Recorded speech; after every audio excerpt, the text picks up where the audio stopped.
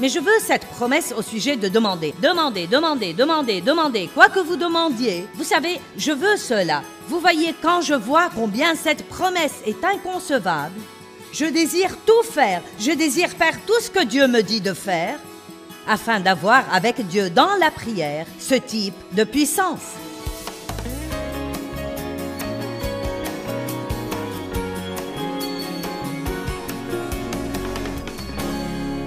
Dans Jacques 4,2, la Bible dit « Vous n'obtenez pas parce que vous ne demandez pas ». Allons voir Jacques 4. Je veux regarder le verset 1. Combien d'entre vous ont déjà pensé que vous n'avez pas demandé autant que vous auriez dû?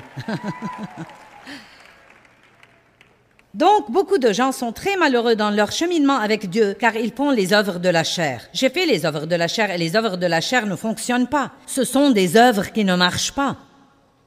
Et tout ce que vous faites, c'est vous épuiser à essayer de changer vos enfants, votre époux. J'essaye, essaye. Mais est-ce que vous croyez? Nous sommes appelés croyants parce que les croyants sont supposés croire, sinon on les appellerait les essayeurs. Croire, c'est une formidable réponse à tout, quel que soit votre besoin. Quel que soit votre besoin. Dieu a d'excellents horaires, 24 heures sur 24. Vous n'obtiendrez jamais la tonalité occupée. Quel que soit votre besoin, vous demandez. Vous demandez au nom de Jésus. Il vous entend et il vous répond. Vous savez, la mésentente est vraiment un énorme problème dans la vie des gens et c'est probablement un des plus gros obstacles à l'exaucement. Les gens se battent et se disputent. Il y a la désunion dans les maisons. Les gens ne s'entendent pas à l'église. Le chef du chœur est fâché contre le pasteur et ceux qui chantent sont fâchés contre le chef de chœur. Et sœur Jones est fâchée parce qu'elle voudrait diriger la louange. Et vous connaissez ça. Combien d'entre vous disent que c'est une évidence de dire que le monde est rempli de disputes? Et c'est une chose très dangereuse. Oui, je veux dire, ce n'est pas juste un petit problème, c'est en fait, spirituellement, une des choses les plus dangereuses pour le croyant. Et c'est pourquoi Jésus a dit « Je vous laisse ma paix ». Alors vous avez la paix, mais c'est à vous de décider de l'utiliser ou non. Dieu nous a donné ce grand privilège de la prière pour que nous n'ayons pas à nous en faire. Philippiens 4, ne vous inquiétez de rien. Mais en toute chose, par des prières et des supplications, avec des actions de grâce, faites connaître vos besoins à Dieu, et la paix qui surpasse tout raisonnement gardera vos cœurs et pensées en Jésus-Christ.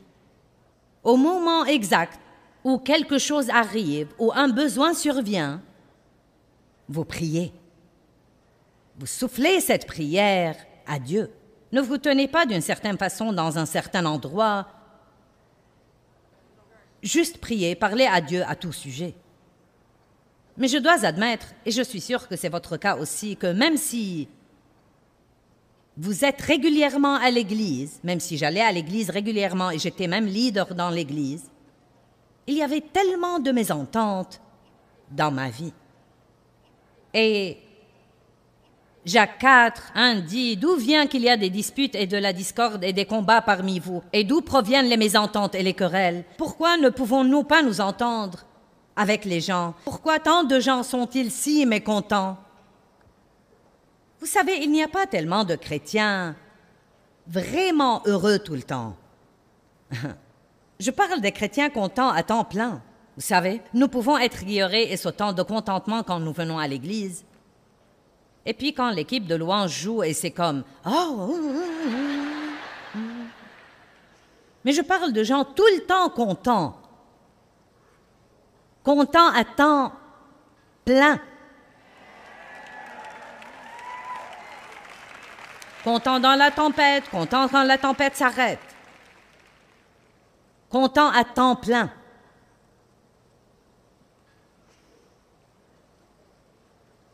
Le verset 2 dit, « Voici le problème.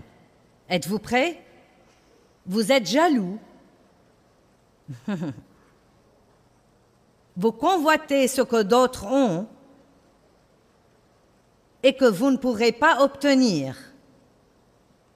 Alors vous devenez meurtrier parce qu'en ce qui concerne votre cœur, haïr et tuer, vous êtes jaloux et vous ne pouvez obtenir. Alors vous bataillez et vous faites la guerre, et le voici, vous ne possédez pas parce que vous ne demandez pas. Oh mon Dieu! Vous ne possédez pas parce que vous ne demandez pas. Si vous voyez quelqu'un obtenir une bénédiction, au lieu d'être jaloux de lui et de vous fâcher, vous devez être content pour lui et juste dire à Dieu, « Je pense que c'est joli, c'est quelque chose que j'aimerais avoir. Dieu, si tu veux bien faire cela pour moi. Mais si je ne l'ai pas, je suis content. » Nous devons nous dire à nous-mêmes parfois, « Je n'ai pas besoin d'avoir cela pour être content. Je suis content dès à présent. Je n'ai pas besoin d'avoir ce que tu as pour être content. Je suis content maintenant. »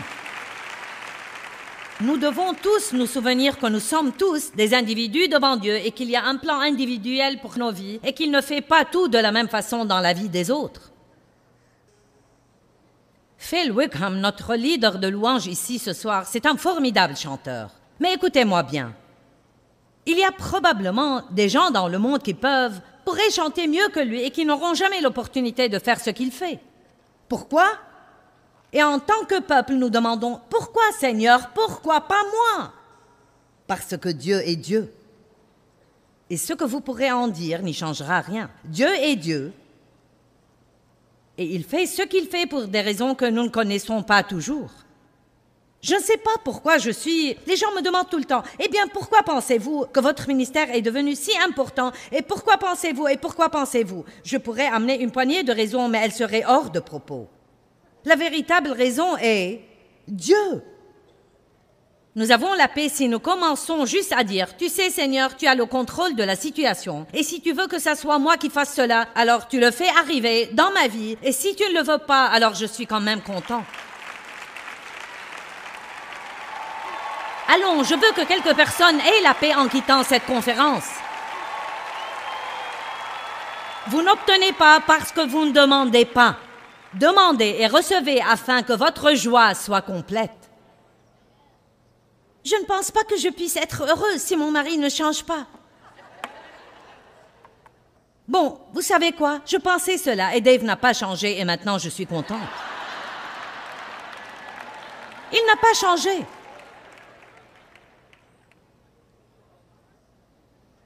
Je veux dire, il n'y avait pas tant de choses mauvaises chez lui. C'était moi qui avais un problème et je pensais qu'il devait changer pour que je sois heureuse. Et j'ai finalement compris que je devais prendre la responsabilité de ma propre joie et arrêter de considérer que c'était le boulot des autres de me rendre heureuse.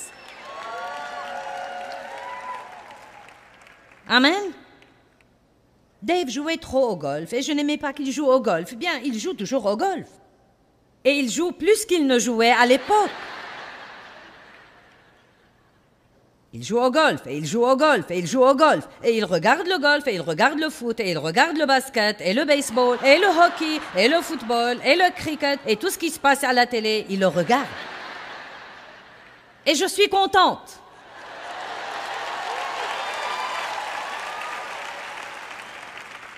Et je suis contente parce que ça fait 43 ans et demi que je suis mariée, et que maintenant, quand il regarde tous ces trucs, j'ai du temps pour moi. Je suis contente.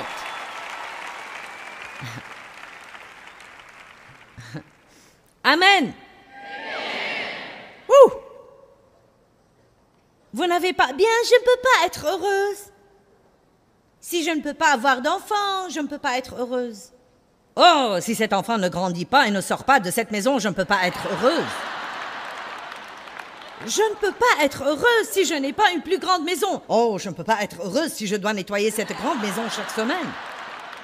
Allons, vous n'obtenez pas parce que vous ne demandez pas. Demandez, laissez-le à Dieu et dites, Dieu, je te fais confiance. Si c'est ce que je suis supposée avoir, tu vas le faire au moment voulu et je serai heureuse en attendant, car je suis ici pour te servir. Amen. Tournez-vous vers la personne à côté de vous et dites-lui « Demande ».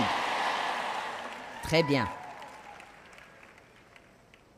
Éphésiens 3:20 dit « Dieu est capable de faire bien au-delà, infiniment au-delà de tout ce que nous pourrions oser demander, espérer, penser ou concevoir. » Est-ce que quelqu'un ici peut penser à quelque chose que vous avez, qui a été votre petit projet sur lequel vous travaillez? Quelqu'un pour qui vous travaillez, mais la vérité est que vous ne priez pas beaucoup pour eux? Allez, ne mentez pas.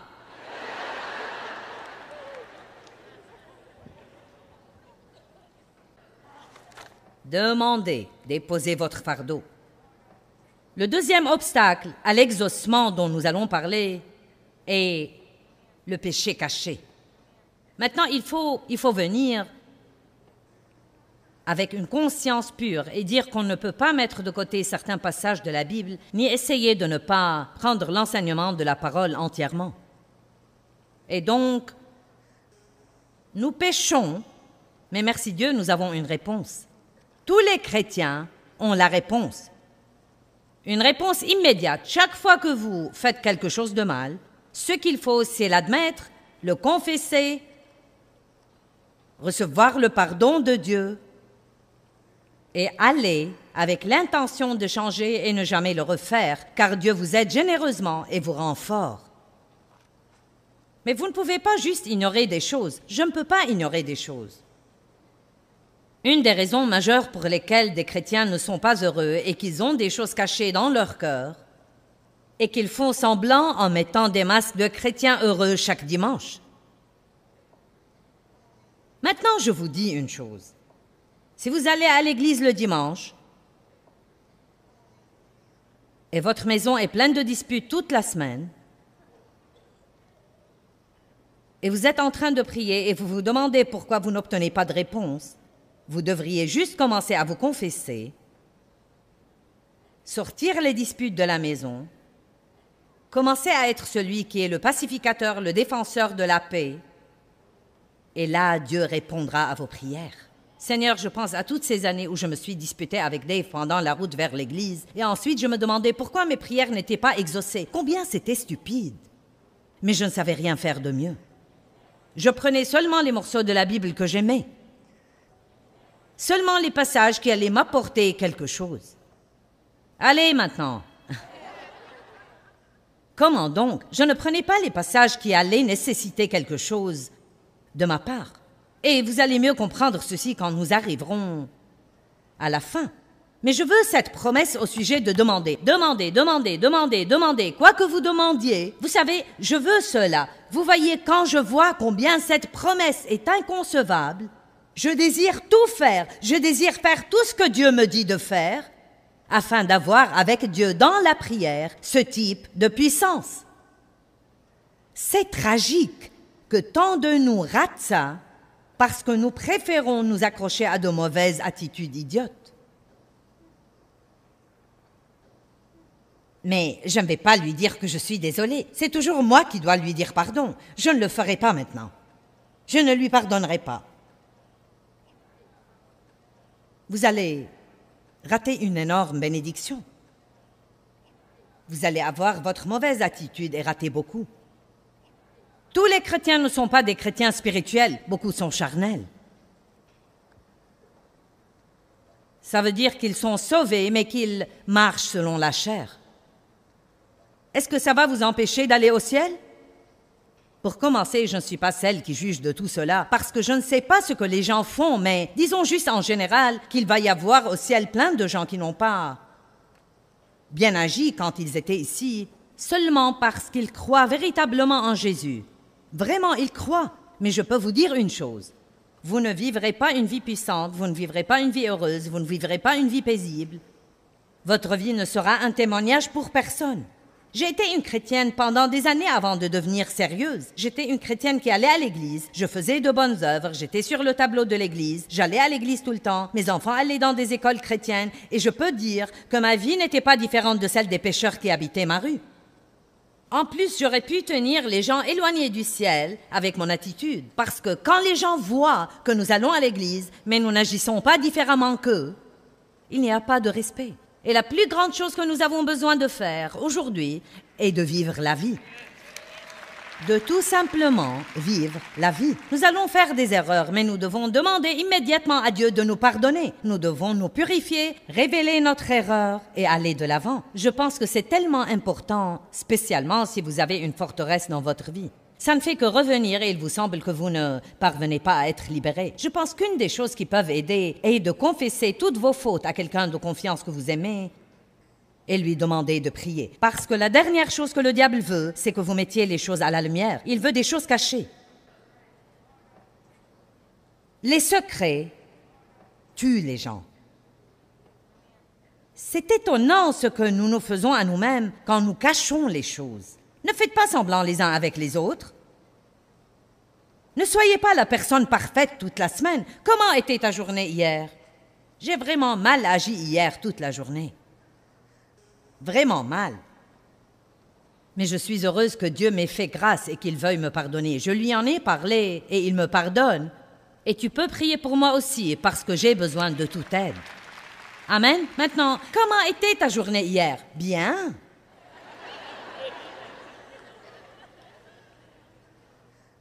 Bien, très bien. Merci Seigneur, bien.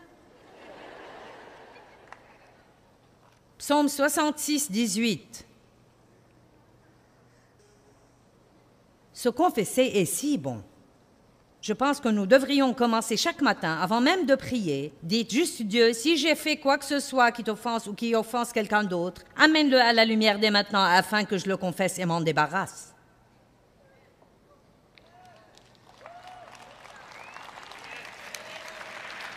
Vous savez, je ne suis pas... Il est évident que je ne désigne personne en particulier, mais vous savez, comme je regarde, je sais qu'il y a beaucoup de gens ici, qu'il doit y avoir des gens ici qui... Vous avez toutes sortes de secrets.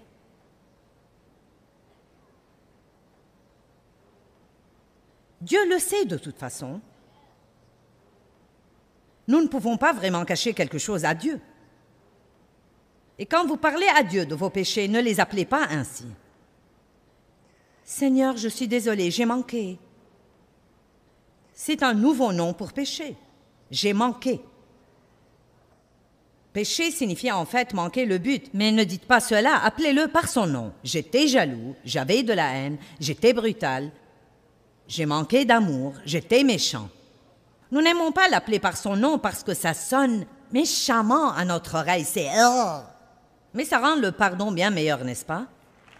Amen. Quand mon cœur est juste devant Dieu, qu'il n'y a rien là, mon cœur est juste, alors je peux venir à lui et demander avec confiance. Et quand le diable essaye de me rappeler, tu ne peux pas demander cela, regarde ce que tu as fait hier, je réponds, tu as manqué le but. Je l'ai confessé et Dieu m'a pardonné. Maintenant, je peux demander au nom de Jésus.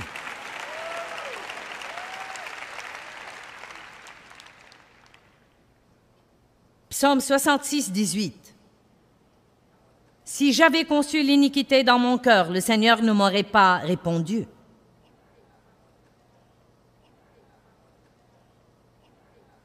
Jacques 5, 16.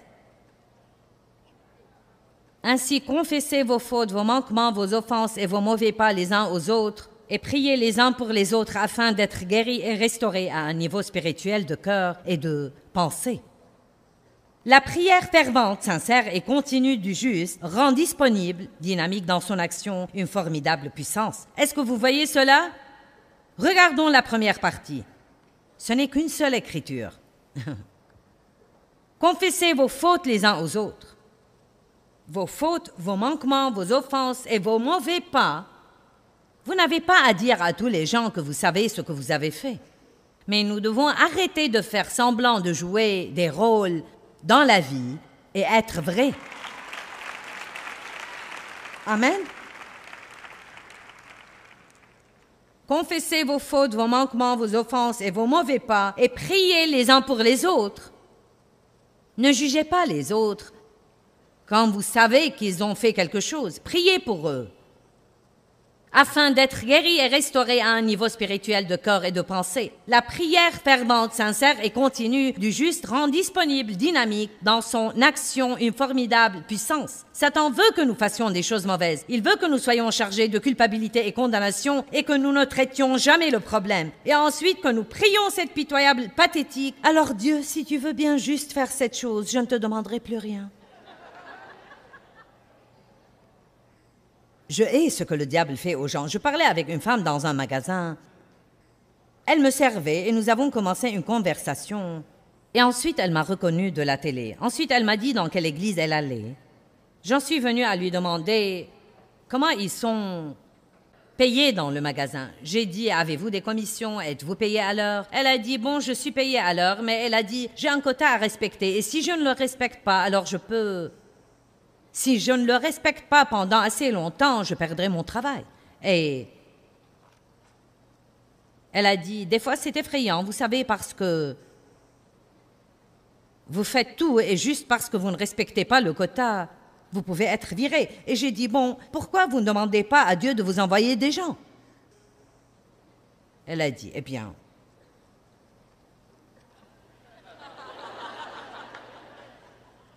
vous ne pouvez pas faire cela. J'ai dit, priez et demandez à Dieu de vous donner sa faveur. Priez que quand les gens vous regardent, ils vous aiment bien et qu'ils veuillent vous acheter des choses à vous. Elle a dit, bien, écoutez cela. Elle a été dans l'église pendant 30 ans et voilà ce qu'elle m'a dit. Eh bien, vous ne pouvez pas prier pour l'argent, n'est-ce pas? C'était triste. Il y en a plein comme elle, même des personnes qui me regardent en ce moment.